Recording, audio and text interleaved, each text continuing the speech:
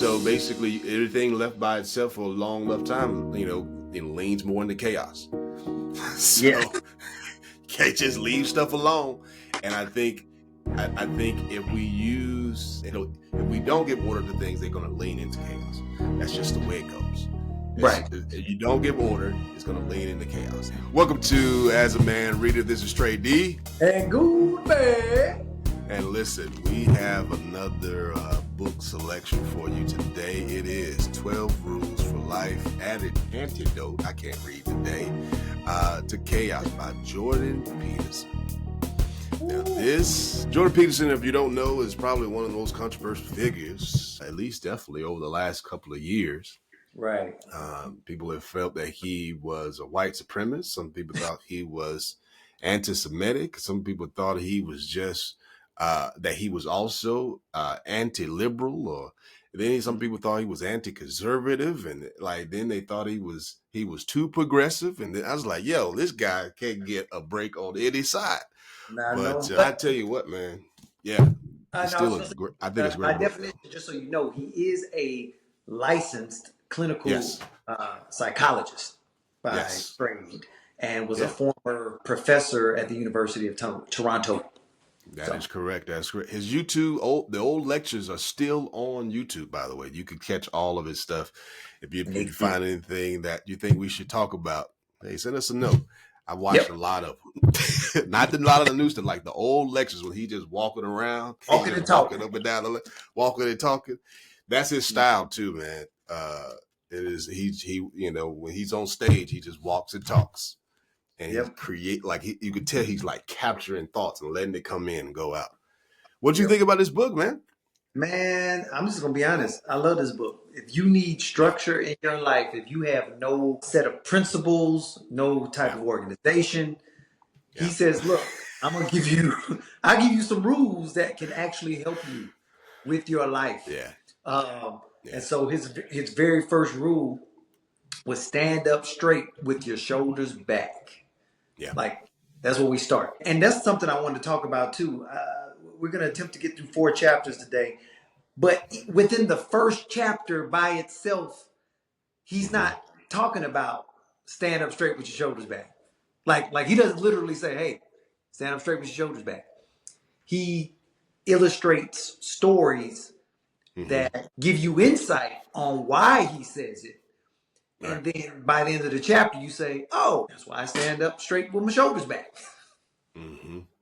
I think this is a perfect start off of the rules because it talks about responsibility.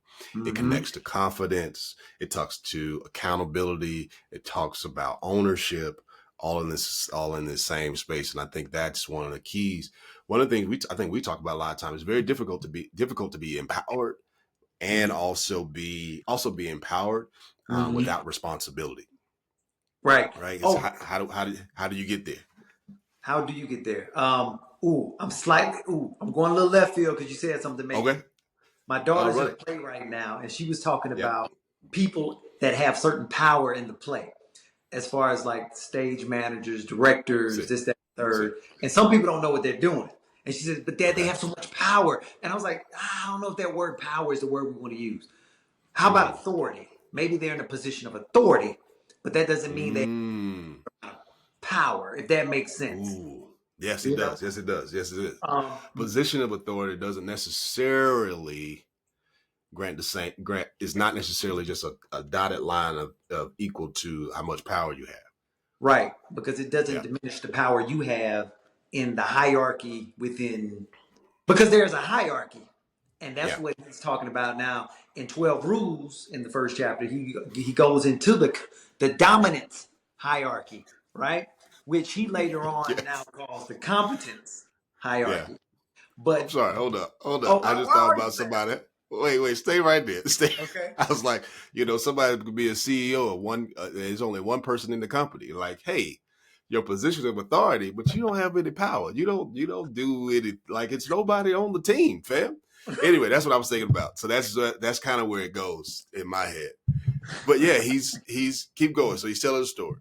Yeah. So he starts to talk about the dominance hierarchy, which has been like, it's not only in humans. People have been making kind of fun of him about talking about lobsters and how Mm-hmm. lobsters behave as Mm-hmm. far as for like how they live, how they Mm-hmm. mate, how they Mm-hmm. fight.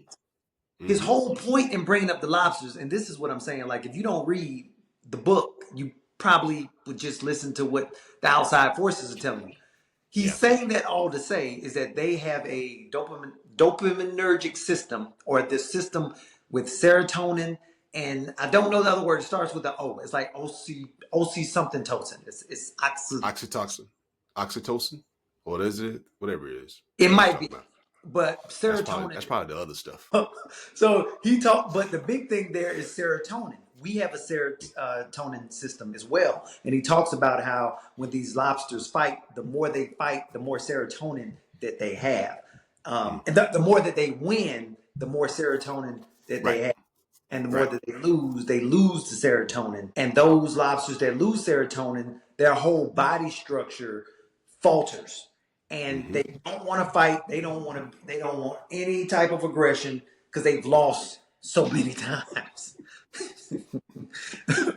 but but the ones that win, Yep. they continue to fight, continue to Right. grow, Right. and become very attractive to the opposite sex that is Mm-hmm. looking for protection and Mm-hmm. security and a mate. Mm-hmm. Mm-hmm. And a Sound straight little familiar? shoulder. So, you know what I'm saying? Sound familiar to somebody? You know. I also like talking when he talks about this space in talks about it in the space of growth as well, Mm-hmm. where you have at some point you got to shed so that you can grow, you grow that, you take that other protective covering off, but you got to grow. But in that growth, you're pretty bleep vulnerable. Excuse my language, right? Right. You're pretty vulnerable in that moment, and so you have to figure out ways to, now but you're going through the process. You're still growing that outer shell, but in that transition of your growth from stage one to Mm-hmm. stage two, from B to C or wherever it is, you're going to Right. be a little bit vulnerable, but understand that you are growing into something that is going to be completely different, and you're going to be a lot stronger. Yes. And in essence, because you're already going to be a lot bigger. Right. And Yeah. and you want to continue to grow. It's like Yeah. as you grow, you want to Yeah. grow more. And And as you but don't grow, here's, uh-huh. go. Oh no, go ahead. What No, you about keep to say? going. As you grow, because I know where you're going. I'm going No, with you. I was, so as you grow, you want more of it, and as you don't yeah. grow, you want more of that as well, which goes into Mm, biblical proportions. Matthew 25:29 is called the Matthew principle. It states, "To those who have everything, more will be given. From those who have nothing, everything will be taken." It's also known as Price's Law as well. And so when you even think about that, I was watching the show. Me and my lady, we watched certain Netflix shows that are like what do you call it? Game based. So you get eliminated from the game, like the circle and stuff like that. I thought you Yeah. were saying gang. All right, You know, no. I was like, don't be throwing them gang signs up. thought you was But out here. You know, keep uh, going. Keep going. we're watching this show called The Trust. Now, the basis of the show is you have, I want to say it's 10 guests that get to split $250,000 if no one cuts anybody from the game. Like, Mm, if you don't cut, like, so you're guaranteed 25K pretty much if you don't mm-hmm. cut anybody else. Yeah. That's it. So it was like Mm-hmm. half men, half women. All right. Now, maybe it was based on who they chose, right? But Mm-hmm. if we were looking at it from the male and the female, the dudes Mm-hmm. in there just chilling, having fun. We gonna have this a family. Boom, boom, boom. Now the goal again is to trust each other. Now, if you don't trust certain people or you don't feel like they're worthy, a vote will get someone removed from the show. All it takes is Mm-hmm. one vote to get you gone. But if someone Mm-hmm. else votes, so if you have a tie, then no one leaves. Okay. So if two people were to get put out, then they both stay. Anyway, the women are plotting, right? They are Wow. plotting. The dudes ain't thinking nothing about it. Like it's like we cool, we a family, we can all get paid. Um, 25,000 easy.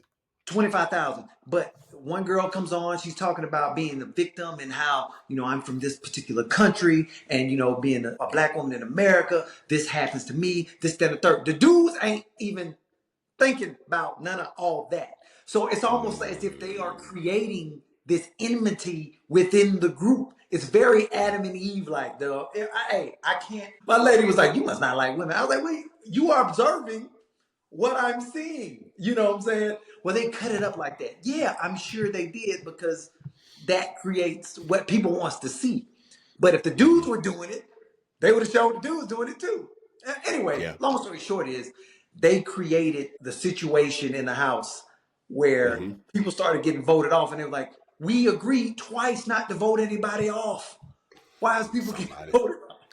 Nah, they own it. Yeah. Oh, that's gotta be something right there. Like, I'm gonna check that out, man. Could be a good Yes. show for us too. I'm like just watching people. Like you get into a place like, oh man. As soon as that one person get voted, I was like, hold up, what did we say? Right. Because I thought, I'm over there playing pool. Right. We out there playing pool. We drinking Mai Tais. Right. We Right. chilling because Right. we got 25K for how long they got to be in there? Like for a month or something, I don't know. It was or a like, couple yeah, weeks. maybe a couple, maybe 3 weeks, 4 weeks, something like I'm that, making maybe. 3 weeks, 25K, and I'm on vacation. Why Right. can't we just be okay? Well, I can't. And then who's to say that you done voted somebody off because of whatever reason that they not voting you off for whatever reason, like Yeah. or to spite you, like, hey, you know what? I know you did that, so Right. let me just show you.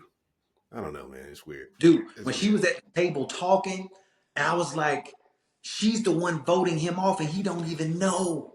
She about to vote him off. And he was a dude. All right, so we're looking at it from ideology. He just happened to be a brother, right? She happened to be a Okay. sister. Like if Okay. it's 10 of them, it's three black people, one male, two women. Everybody else, I think he had a Hispanic dude. Everybody else is women and white. So again, if we're looking at it from the ideological or the demographical standpoint, it looked like that, and it just didn't look good that this sister got rid of this brother first day, and Yeah. everybody's like, he was such a good dude. Now he did lie. He did lie. So it was a dumb lie. I will say this What do because you lie about? he was a cop. He didn't want nobody to know he was a cop. So he lied and said he was a Oh, stripper. because folks ain't like don't like cops right there. Right. So he did So lie about it. And the sisters what picked he up say? on What he say he was? a What he stripper. say he He was? said he was a stripper. But he looked like one, Trey. Trey, he looked like a stripper. He did. He had his muscles all out and stuff. He was like, all right now. Okay. Okay. For those who can't see what Trey just did, he put his finger up. He put his index finger up like, hold up. No, Wait. yeah, it's fine. No, never mind. But It's they got okay. rid of him. They got rid of him, and he did because I was just upset about that. But I was like, you should just tell him you're a cop. But there's another guy on the show. By this time, it don't matter. People, this won't air till next year. There's a rich kid on the show. He didn't want nobody to know he was rich, Trey. And this lady was like, you shouldn't tell nobody. She was like, I don't want to lie. Don't tell these people you're rich. Because Why if you you tell gotta these tell people Why you gotta tell people anyway? because because the first night they had a raffle like they had to admit or not admit to a lie. So there were truths in Okay. a particular thing, and they said someone here is rich, and then everybody pointed, or someone said, well, the question was directed to him. Are you rich? And he was like, he just looked at us like, what? Of course not, right? But that messed with him throughout the whole game. Yeah. That mess with him. But later on, don't. But it's a social experiment, and it's just Yeah. interesting once people know your truth, how they then treat you. Yep. It's Yep. very interesting. Yep. Yeah, Yeah, that that's goes why. into that. I think I was also talking about going back to the book as well, thinking about, as you continue to grow, you get to become the bigger lobster.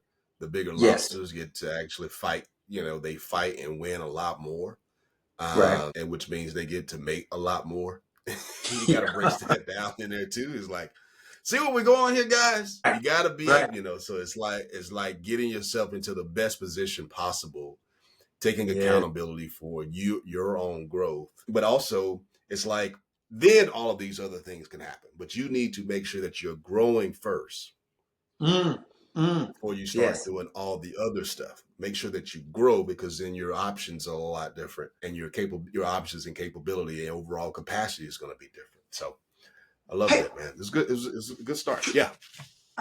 chapter 2. Let's move to 2. Chapter Is that two. cool? Hey, Treat y'all. yeah, treat you yeah, man. Chapter 2 is treat yourself like someone that you're responsible for helping. That Man. was really, really good. I Right. think for me, immediately start thinking about, so over the last couple of years, everybody's talking about self care and this, that, and Right. the other. And I worked in the nonprofit sector for such a long time, and noticing how so many folks were having outpouring to others, but they were not taking care of themselves, uh, Right. dealing with compassion fatigue and a lot of other things. But I Mm, think we need to make sure that we are taking care of ourselves. This talks a little bit about that in here. Um, you hmm know, take, I love the way he framed it. Treat yourself like someone you're responsible for helping, but Right. also like making sure it's kind of like, but we also use that in our practice too. Talking about Mhm. like how do you allow yourself to be a mentor to yourself, and like who's Right. that person that your older, wiser Goolsby, the older, wiser Trey D, like, what should you be saying to yourself right now? And you're like, oh, okay. But Right. what you pull from it, man? What else you got? What you got in here? You chaos and order. That's what it was. Yep. When I knew that's where you were going. he, Treat yourself like someone you're responsible for helping. and he says it in that way. It's like you don't just allow those to do what they want because they want to do it. It's almost like the Mm-hmm. alcoholic. I'm just gonna let you drink. Well, I mean, it's his life, so I'm just gonna let you drink because that's what you Mm-hmm. want to do. Mm-hmm. Actually, you should probably attempt to stop him. That's where I was like, ooh, that's if I'm responsible for you because I Yeah. have to treat you in that way. And so, in or was you gonna? I tell you the thought in my head was law of entropy. Oh yeah, okay, okay. Can you tell them the Yeah, law yes. So entropy? so basically everything left by itself for a long enough time, leans more into chaos. Yeah. So can't just leave stuff alone. And I think if we use in this particular example, making sure that we are like giving order to certain things that are actually if we don't give order to things, they're going to lean into chaos. That's just the way it goes. Right. You don't give order, it's going to lean into chaos. Straightforward. And I Right. think that's necessary to keep in mind as we are on our growth patterns, as we are pursuing anything, as we're trying to balance out life. That's what Mm-hmm. I'm saying. Yep. I totally agree with that. The way when he was talking about, uh, I think you pretty much encapsulated because with chaos and order, he believes that order is at the top of it all. It's almost like you have chaos in the order in the chaos in the order because it's hierarchical. Mm-hmm. So there is an order to these things, but there's the chaos is what allows you to actually grow. Once Right. you order that particular chaos, Mm-hmm. They're like stepping stones for you. Like you go from again. So as we talked about in the first rule, right? you're molting. It's chaotic. You're molting. That's probably the chaotic period. And then you get back structured with with the right shell, and you go from Right. there. That's Exactly. the process of all of it. What I love is he talks about like no matter what, chaos is going to try to figure out a way to sneak inside. Like everything seemed to be right, and Right. then our guy Myron Golden gives a one. He talks about every time, and I remember writing this in one of my books, and I realized he says it too. Uh-huh. He said, what did he say? What did he say? Anytime you set an intention, there should be disruption. You should anticipate. Right. So yeah. So I was looking at that. Anytime you set up some order, you should anticipate some disorder. You should anticipate, right, which he, and this is what he does so well. Yeah. Now, when he brings in the Bible, like when he talks Mm-hmm. about the Adam, the creation story, Oh yeah. what I'm on that's, 46 right now. What page you on? I'm on 41 on my book. We should have the same, but yeah, You got the hardcover. Or you got the soft. I got the hardcover, dog. You Okay, already. yeah. Okay, yeah. I'm on 41. All right, let me go back to 41. Where you at? He talks about the snake sneaking in, and Mm-hmm. what the man Adam represents order, the masculine. Mm-hmm. Eve represents chaos, the feminine. That snake is a representative of it sneaking in. It didn't come through Adam. It didn't come through the order of things. Ooh, It yeah. came through. It snuck on into that chaos. Yeah. That chaos is just a moving around, and Mm-hmm. that reptilian idea Mm-hmm. is representative of what chaos can do, and how it kind of infiltrates. But you Right. can grow from it, because from that they woke up. And Yeah. he said you cannot have an awakened woman with a man that ain't awake. I said, okay, now Jordan. Bruh. All right. He gets so when you guys read the book, one of the things you're gonna notice, and we're skipping over some things, but Ooh. there's some parts in here, especially like on 41, paragraph 2. You'll start off with chaos. Right. Chaos, the internal feminine, is always the crushing force of sexual selection. Women are choosy. Women are choosy maters, unlike female chimps, their closest animal counterparts, he says. Most men do not meet female human standards. Most men, I'm going to say it again, most men do not meet female human standards. It is Correct. for this reason that women on dating sites rate 85% of the men as below average in attractiveness. It is for this reason that we all have twice as many female ancestors as male. Imagine that all women who have ever lived average one child. Right. Now imagine that half the men who ever lived have fathered two children. If they had any, they have fathered, while the other father half of none, basically. The other father, none. Okay. It is the woman as nature. Now I'll leave it there. I'll pause right there. Okay. I thought that was just like, hey man, just let you know, keep this in mind. But again, going from he talks about in the beginning, you are not, and this is one of the things if you ever watch like some of his lectures too, you remember that like he's talking about like, hey, get your stuff in order, then go out here and start dating. Right. You're gonna ruin some people. We talk about that all the time. Like, man, stop ruining folks. Yeah. While you try to go on your growth, like get your stuff in order. Right. Then you can get out here and you can be the big lobster. Stop trying to be the big lobster. It's gonna harm you real soon. You know what we're going to do? I see what's happening. We keep going back to the previous rule to inform the rule that we're. I think that. Oh, what's this about? Oh, let's get that back. To inform the rule that we're on, because start to grow.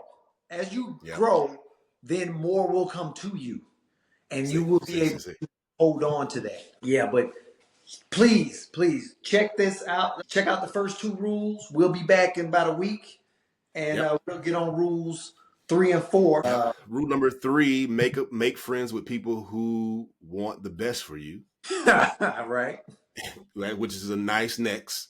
And number 4: compare yourself to who you were yesterday, not someone else today. Yeah. So we'll be on that next time we on. Check this book out, Jordan Peterson, 12 Rules for Life. Yeah, man, really great book. I hope gave it to my sons. This is a good book. I think it's a good book to read. Certain things that we say as well, and I think it's really important for folks that are going through or trying to get your sons to some sort of rites of passage type of thing. Like, hey, this is how you put this into play.